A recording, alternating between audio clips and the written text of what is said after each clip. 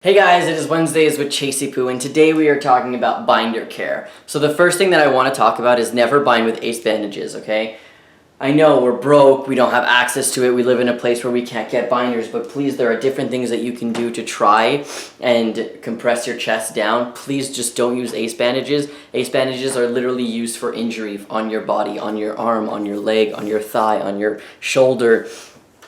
If you think that it's tight and it's not really compressing you, the thing about ace bandages that I found is when I used to wear ace bandages, I would be like, oh, it's not too tight, and then I would breathe a little bit, and then I would feel like I would die. So that's just my little disclaimer. Please don't use ace bandages. Please don't use tape. We're going to talk about binders here. More specifically, the binders that I use. Please keep in mind that I did have top surgery 3 years ago, so I haven't binded in a very long time, but I did bind for about 5 years, so yeah. Sorry, I had some popcorn, it's like in my teeth. Anyway, so what I want to talk about mostly is the fact that binders do rip, and it does happen, and it's usually in the seam here. So what happened to me was I used to get binders that were a tri-top, underworks, white, medium. And I was a bit bigger, so medium was really tight, and the seams would kind of start to let go, and the binders weren't as tight, even if you put the binder in the dryer, which wasn't really advisable, but I wanted it to be tight. So I did have the privilege of being able to buy other binders, so I am not the best person to be able to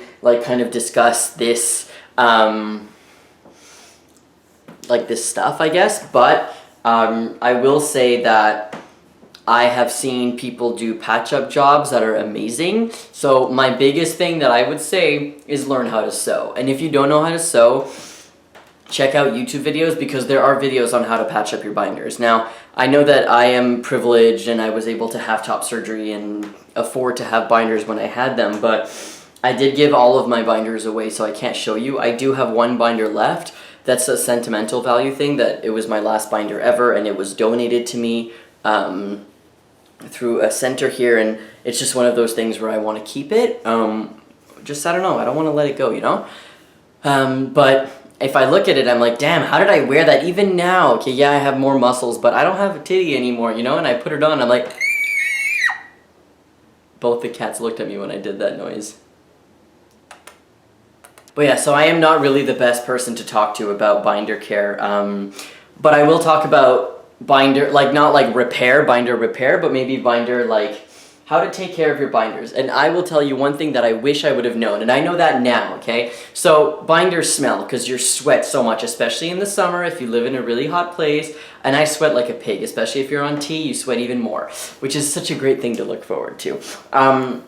So my back used to be sweaty, and I used to wear white binders. So if you don't want to see the sweat, buy a black binder. But I liked the white binders because I liked wearing white shirts. So what I have learned is how to remove the smell, because no matter how many times you wash a binder, it still smells. So my trick here, and I know this because I run, and in order to get rid of the smell of running and sweat from running, which I love that smell, but it's too much on my clothes sometimes, you know? I'd like to be in public sometimes.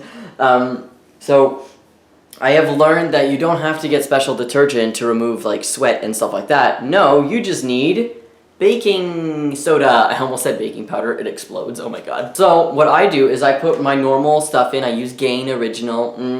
It smells so good. And then when I put my running clothes in there, or even my towel, something that I know that needs to be really clean because it smells weird, I put in baking soda, yeah. And I, just a little bit, just like a tablespoon, maybe 2 if it's really bad, and then that's it. So that's what I would do. If I would have known, if I was still binding, I would have done that then. I would have put some baking soda in the washing machine with my clothes and my my soap, and I would have had a binder that smells less. It doesn't smell amazing and magic and like you just got it out of the bag, but it does smell a lot better. And it kind of does remove stains. There are stain removers, but, you know, whatever. Still do this if you have a black binder, or if you have a different, because now they have binders of different colors, like blue and peach and dark brown, and which is really awesome. I'm glad that there are different color binders now. That shit didn't exist back then. Do the same thing. It's not going to damage your clothes from what I understand. If you don't really believe my method, please Google it. It does work, and it does work on my running clothes all the time. Anyways, the 2 cats are looking at me. They're melting. I'm melting. That's all I have to say for this week. Thank you for listening, and please let me know if this trick helps. But please, baking soda is your best friend. Anything. It's fantastic. Alright, love you. Bye.